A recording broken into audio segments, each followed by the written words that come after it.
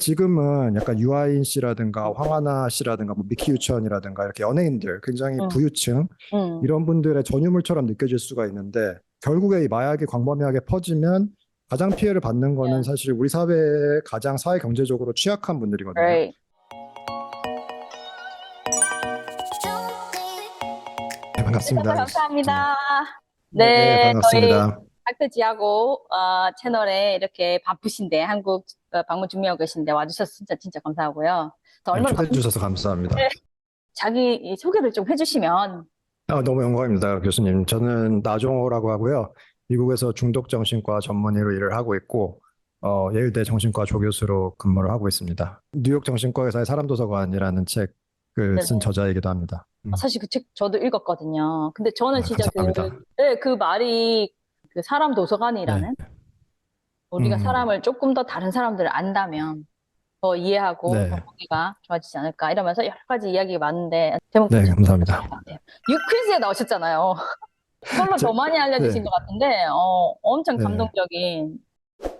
아이들은 항상 부모를 용서한다고 해요. 근데 정말 그 사건을 들으면서 좀 되게 마음이 되게 아팠던 본인을 네. 이제 그렇죠. 마약이라는 것이 이 네. 물질 남 얘기가 아닌 게 되었더라고요. 특히 요즘 맞아요. 연예인도 있으셨고 점점 더 사람들이 이게 뭐지 어떻게 해야 되지 어떻게 우리가 또 심해지면 안 되는데 이런 마음은 있는데 정신과 의사로서 이거를 조금 더 지식과 그런 방법들을 나눌 수 있을까 생각하던 중 네. 박대노 교수님께서 또 이쪽으로 네. 또 하고 계셔서 특별히 네. 모셨고 시민들이 잘 모르는 상황에서 이게 용어 어떤 말이 더 정확하고 어떤 그것이 어떤 의미가 있는지 조금 정리를 해주시면 감사하겠습니다. 네.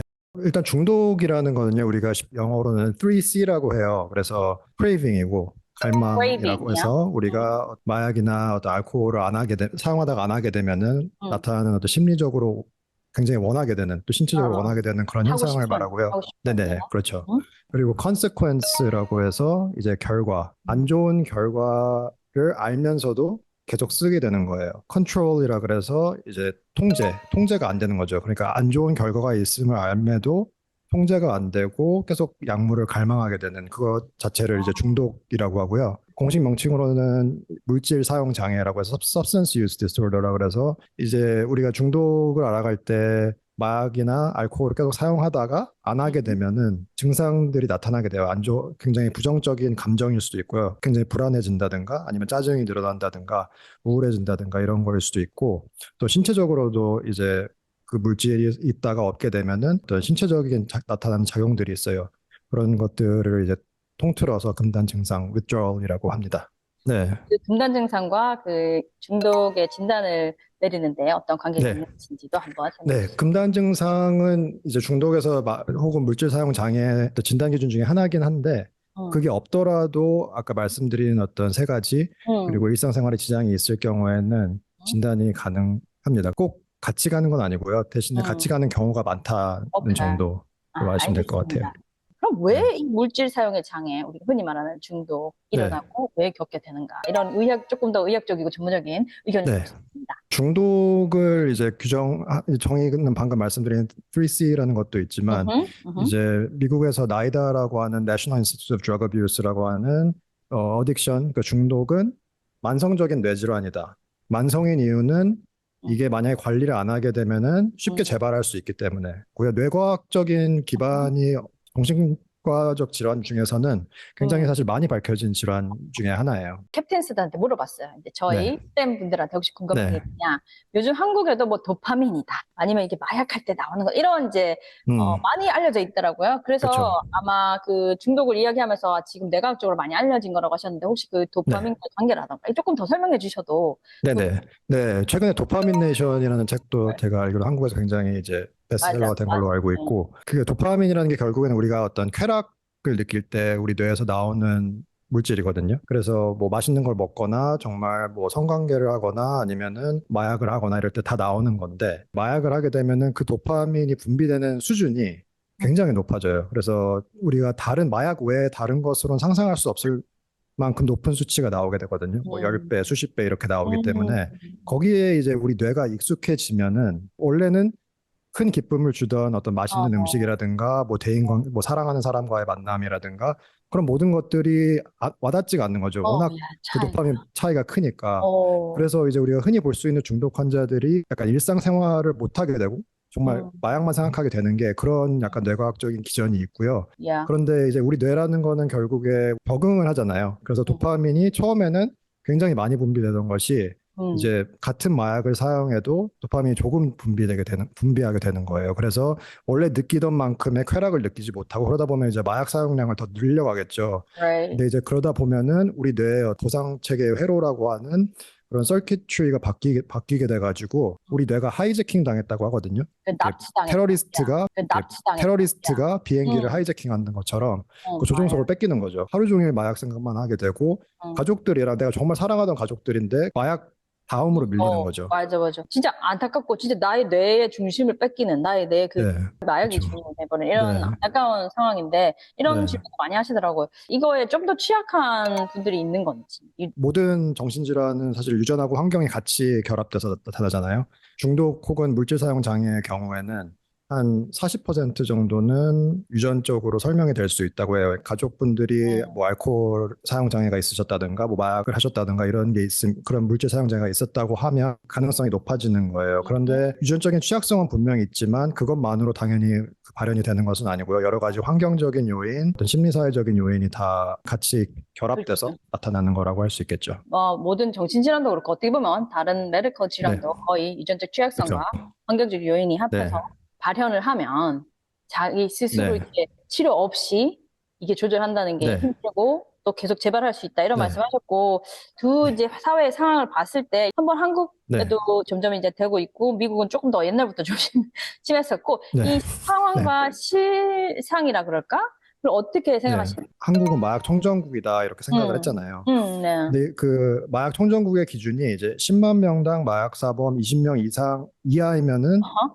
마약 청정국이고 그게 어, 넘어가면 이제 마약 청정국이 아니라는 거죠. 근데 이제 아, 한국은 이제 그 수치는 넘어선 상태고 아유, 그렇구나. 지금 그러니까 마약 때문에 이제 좀 검거되는 분들 또 어, 갈수록 증가하는 추세여서 작년에 이제 가장 최고치를 찍었는데 그게 한 그래요? 18,000명 정도 된다고 오, 들었어요. 1년에. 그래서 예. 근데 이제 그거는 이제 적발이 된 경우고 Right, right. 그 적발된 케이스보다 실제로는 한 12배 정도 더 많은가 봐요. 2만 명 정도가 검거가 되기 때문에 음. 전체 인구로 따지면 24만 명, 한 200명당 한 명꼴로 되는 어, 거고요. 선생님도 미국에서 진료를 하셨기 때문에 아시겠지만 미국에 비하면 정말 아, 사실 세 발의 피인 수준이고 야, 국립보건원에서 조사한 결과에 따르면 평생에 걸쳐서 물질 사용 장애 중에서 마약에 중독된 경우 그러니까 예. 전체 인구의 그러니까 평생 유병률이 10%라 그래요. 그러니까 어, 한 사람의 인생에 있어서 10명에 한 명꼴로는 그냥 사용하는 정도가 아니라 사용 장애를 문제를 겪을 일으키는, 정도이다. 야, 최근에 이제 그런 뉴스도 봤어요. 제가 중학생이 음, SNS로 정말 마약을 그냥 구입했다.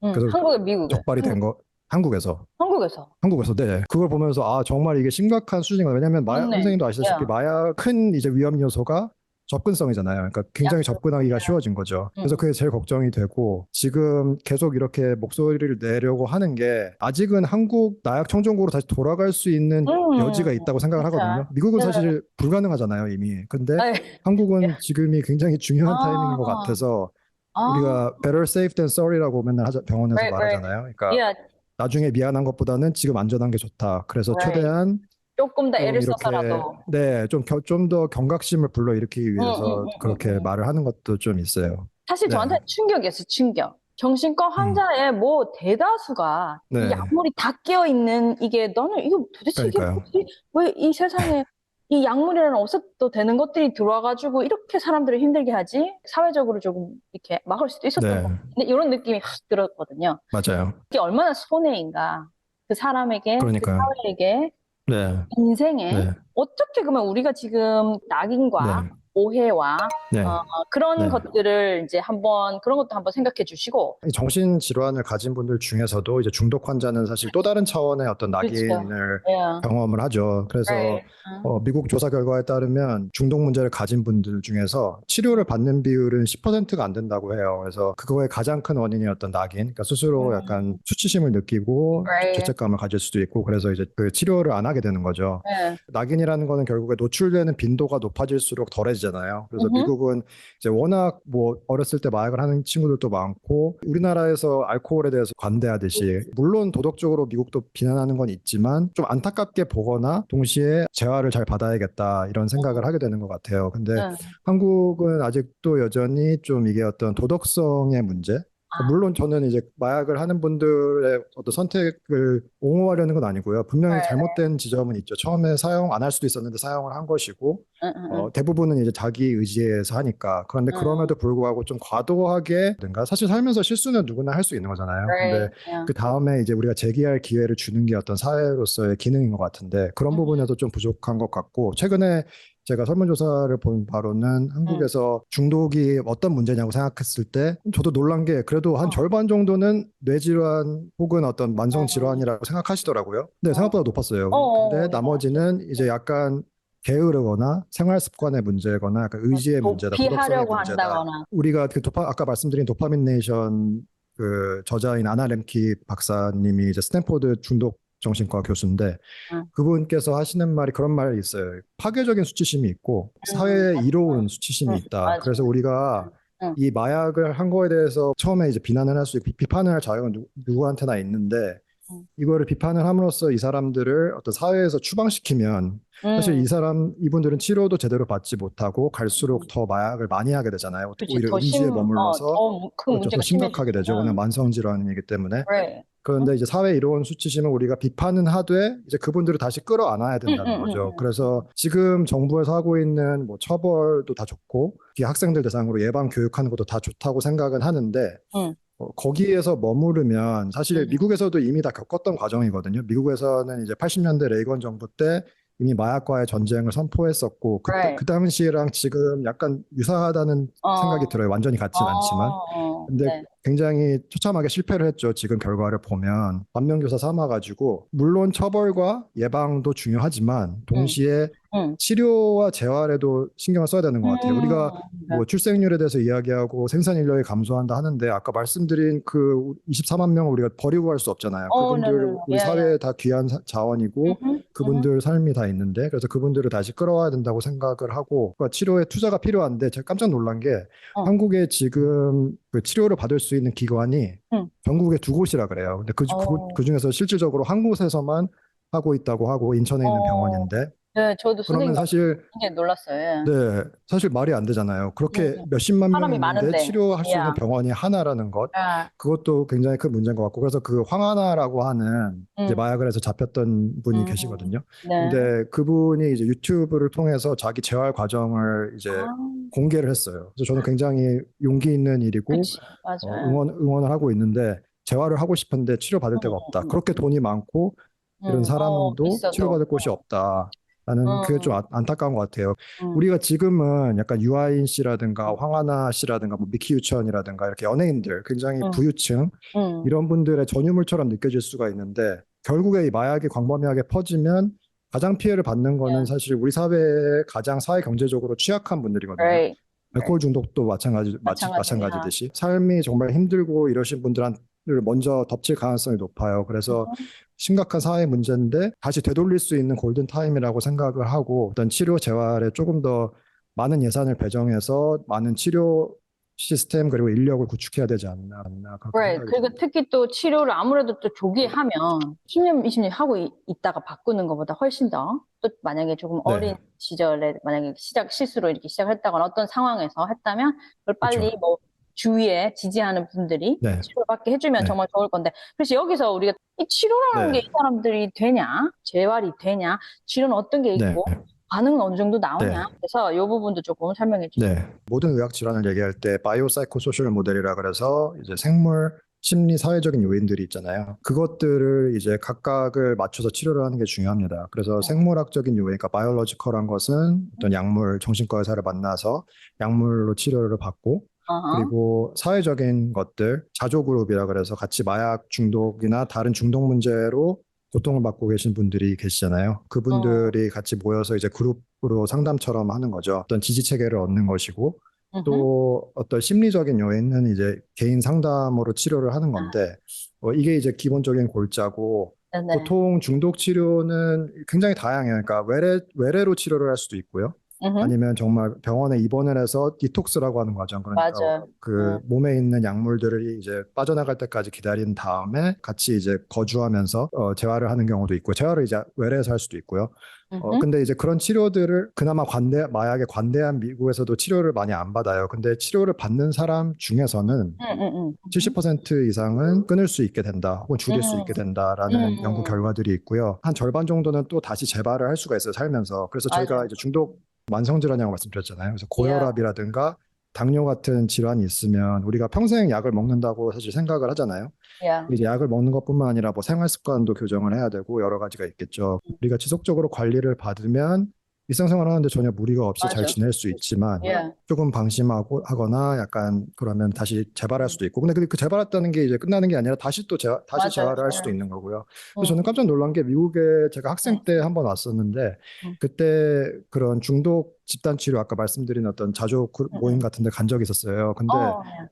이제 그때 정말 미국 오자마자였는데 너무 Yeah. 놀라운 게, 거기에 너무 다양한 사람들이 있는 거예요. 뭐 맞아. 우리가 흔히 생각하는 중독 환자의, 그때까지만 해도 저도 이제 나름대로 선입견이 있었을 텐데, 음. 뭐 정말 뭐 대학 교수도 있고 행복한 가족하고 잘 사는 사람들도 음. 있고, 그런 사람들이 와가지고 나 다시 재발했다 이렇게 얘기하면서 서로 지지를, 완전히 서로 다른 배경인데도 서로 이제 같은 중독 문제를 가지고 있다는 음. 공통점으로 서로 지지해주고 이렇게 재활을 하는 과정이 저는 되게 보기가 좋더라고요. 우리도 좀 그런 식으로 변화가 되었으면 좋겠다는 생각을 Right, 합니다. right. 저도 그렇게 생각하는 게 이제 한국에서 가장 부족한 게 네, 그 사람들에 대한 그래도 지지의 시각, 네, 그러니까 질타의 시각은 많은데 네. 그래도 지지의 시각. 그러니까, 이게 의학적인 측면을 보면 뭐 다른 질환도 마찬가지지만 미국 같은 경우에도 굉장히 마약 사용은 굉장히 많은데 네, 마약 사용하는 많은 사람이 다 그런 중독의 그 사용 장애를 보이는 건 아니잖아요. 네, 그러니까 네, 그런 데에서 어떻게 보면 vulnerability, 그 그렇죠. 취약성이 맞아요.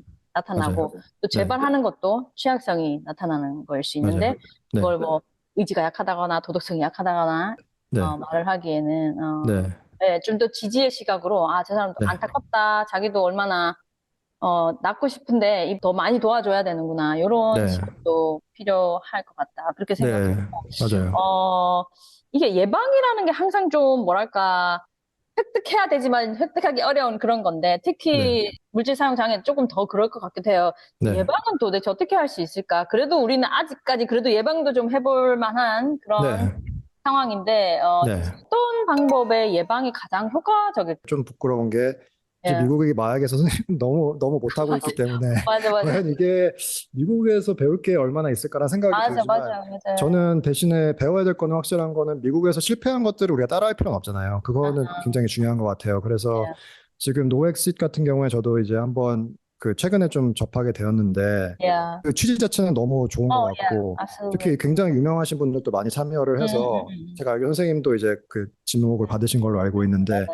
그분들의 당연히 선한 의도는 너무 좋은 것 같아요. 근데 우리가 이제 접근을 함에 있어서 미국에서 좀 비슷하게 했던 적이 있어요. 그 DARE라고 해서, DARE라고 해서 90년대 Drug Abuse Resistant Education 이제 프로그램이라 그래서 음.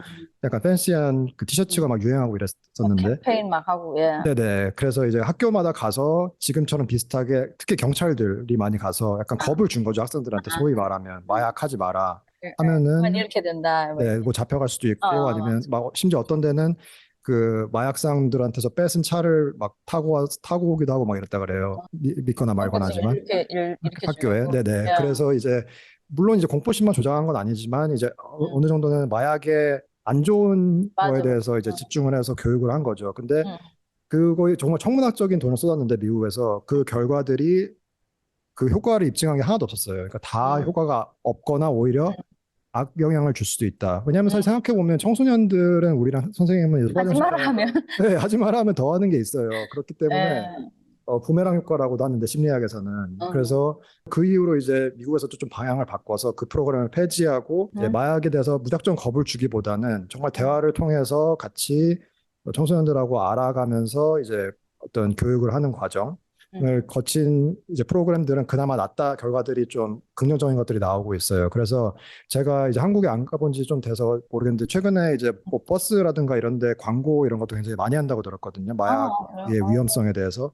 어. 근데 이제 그것 자체도 제 생각에는 뭐 나쁜 생각은 아닌데, 이제 아까 말씀드린 것처럼 조금은 그 재활이나 이쪽으로 좀 투자를 차라리 분산을 해야 될 것 그거를 같고, okay, got it. 네, 또 예방을 함에 있어서 이제 그렇게 노엑시스라는 거에 제가 이제 문제점을 좀 느꼈던 거는 이게 아까 말씀드렸지만 그 우리나라에서 200명당 1명꼴로 지금 중독 문제를 가지고 있는데 치료받을 곳은 없어서 치료 못 받는 분들이 많으실 거란 말이에요. 근데 Yeah. 사실 노엑시 이제 그거를 보면은 결국은 마약은 출구가 없다. 그러니까 Right. 시작하지 Yeah. 마라 이런 건데 Yeah.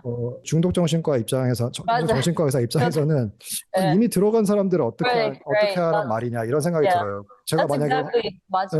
환자라면은 나는 나는 이제 내 인생 끝낸 나는 건가? right. 이런 생각이 들 것 같아요. 예, 제가 딱 그 생각이 드는 게 이제 정신과 입장에서 그 말을 특히 미국에서 항상 그런 환자를 보는데 네. 그 말을 들으니까 이거는 그러니까요. 이렇게 수많은 환자들이 그 다른 데 문은 들어와가지고 고생하고 있는데 다시 그러니까요. 돌아오지 못한다고 말해버리면 안 될 것 같다는 그러니까요. 그 마음이 우리는 이제 많이 겪어봐서 그 마음이 드는 것 같아요. 네네. 선생님께서 앞으로도 요 전문성을 가지고 많이 우리 사회에 애써주셨으면 좋겠습니다. 정말 그 한국 사람들의 건강, 정신건강을 위한 그런 마음을 제가 잘 알고 있어서 이렇게 감사합니다. 애써주시는 게 정말 감사합니다.